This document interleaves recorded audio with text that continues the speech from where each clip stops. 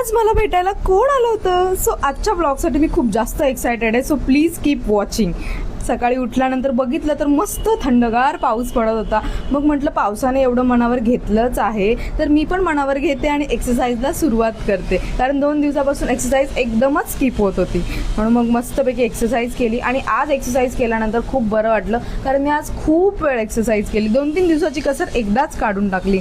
त्यानंतर मग मस्तपैकी अंघोळ केली आणि मग अंघोळ केल्यानंतर थोडासा नखरा तर झालाच पाहिजे ना, तरच मजा येते ना. मेरे साथ कोई लॉयल रहे ना रहे, मेरा पिंपल मेरे साथ बहुत लॉयल है, इसी के साथ शादी करूंगी मैं.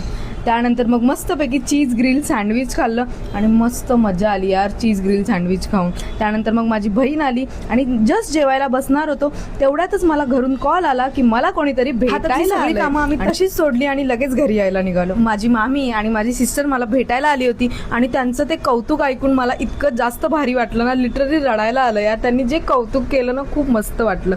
तुम्ही तुमच्या वेळात वेळ काढून मला भेटण्यासाठी आल्याबद्दल खरंच खूप खूप थँक्यू. आणि अशाच येत राहा कोमल, खरंच येत राहा. आणि थँक्यू सो मच आल्याबद्दल, खूप मस्त वाटलं. इतकं जास्त मोटिवेट केल्याबद्दल तर खरंच खूप थँक्यू सो मच. आणि त्यानंतर मग घरी जायला निघालो. इतका दगदगीचा दिवस होता पण तुम्हाला भेटून आम्हाला खरंच खूप मजा आली आहे. Thank you so much for watching. Bye bye.